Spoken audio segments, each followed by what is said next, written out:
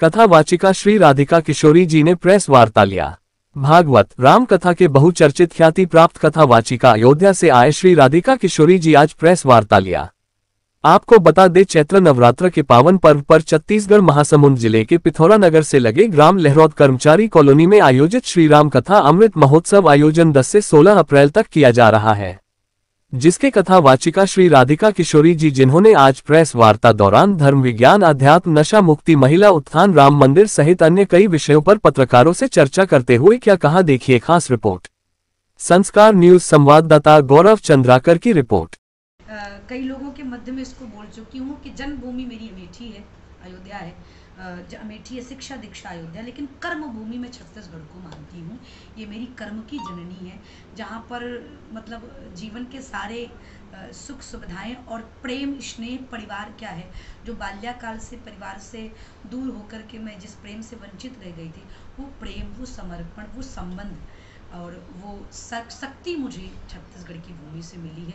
मैं इस धरा को नमन करती हूँ और इससे मेरा एक अलग जुड़ाव हो गया है, क्योंकि ये मर्यादा पुरुषोत्तम भगवान श्री राम को जन्म देने वाली जननी मैया कौशल्या की जन्मभूमि है, इसलिए मैं इस भूमि को प्रणाम करती हूँ। व्यक्ति के जीवन में और आज के जैसे सामाजिक तौर पे हम आप गुजर रहे हैं और जैसे भक्ति का एक भैया ने कहा पहल चल रहा है, तो ऐसे शुभ अवसर पर हमें लगता है कि एक ही नशा होना चाहिए, वो है राम जी की भक्ति का नशा।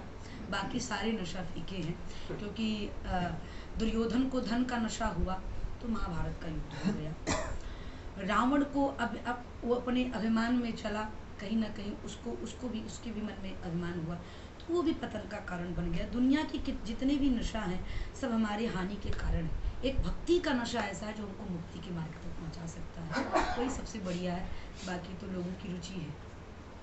यही चीज स्थापित होता है कि श्रीमद् भागवत महापुराण में जैसा हमको आपको जानने को मिलता है कि भक्ति कैसे करनी चाहिए, भक्ति कैसे करनी चाहिए, भक्ति का मार्ग कैसा होना चाहिए, ये श्रीमद् भागवत महापुराण में अजामिल का चरित्र, गजराज, प्रहलाद, ध्रुव आदि के चरित्रों से हमें शिक्षा मिलती है। परंतु श्री रामचरितमानस में कर्म प्रधान है, जीवन को कैसे जिया जाए, एक मानवीय जीवन किस ढंग से प्रेषित हो समाज में, इसका दर्शन हमको आपको कराता है श्री रामचरितमानस की कथा। इसलिए श्रीमद् भागवत महापुराण भक्ति का मार्ग है, लेकिन श्री रामचरितमानस कर्म का मार्ग है। नहीं, कभी ऐसा वैसा संयोग नहीं बना। कभी कभी तो ऐसा होता है कि मैं राम कथा गाकर जा रही हूँ दूसरे स्थान पर, तो वहाँ उस स्थान पर पहुँचने के बाद मुझे पता चलता है कि यहाँ भागवत जी हैं। तो सही बात है। ऐसी स्थिति, यद्यपि रामचरितमानस एक ऐसा महाकाव्य, एक ऐसी रचना है कि आप कोई भी कथा कहिए, शिव महापुराण, विष्णु पुराण, देवी भागवत, श्रीमद् भागवत महापुराण, ऐसा कोई पुराण नहीं जिसमें उदाहरण में आप मानस की चौपाई न होगी। प्रत्येक कथाओं में आपको उदाहरण में मानस की चौपाई आती है। यद्यप भगवान की कृपा से मुझे ऐसा कोई व्यवधान कभी आया नहीं। उसके लिए नहीं था ये। आपने जैसे कहा सुनने का, तो सुनने के लिए किसी का निषेध नहीं है, सुन तो कोई भी सकता है। और बात रही कहने की, गाने की भगवान की कथा को, तो हमें लगता है कि हम सब परमात्मा के प्रिय हैं, और चाहे वो स्त्री हो चाहे पुरुष हो, अगर भगवान की दृष्टि में कोई भेद नहीं है, तो ये भेद अगर आज के समाज में हो रहा है तो मैं इस पर बहुत मायने नहीं रखती हूँ। मैं इस पर बहुत विचारधाराएं कुछ अपना प्रकट भी नहीं करना चाहूँगी।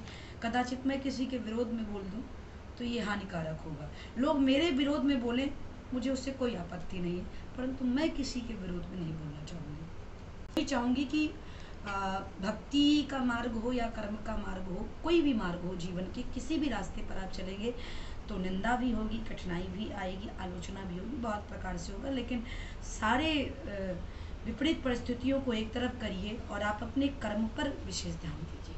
अगर आप पूर्णतः संकल्पित रूप से श्रीमद् भागवत महापुराण की कथा कर रहे हैं तो हमें लगता है उसके लिए ब्राह्मण परिवार होना चाहिए। और यद्यपि आप सत्संग प्रवचन दे रहे हैं, केवल प्रवचन दे रहे हैं, तो प्रवचन देने का सबको अधिकार है। जैसे आप समाज को नई दिशा, भगवान के नाम जपने का, भगवान का भजन करने का अगर आप प्रेरणा दे रहे हैं तो कोई भी कर सकता है, परंतु संकल्पित रूप से श्रीमद् भागवत महापुराण की कथा को गाने का अधिकार हमें नहीं लगता किसी और को।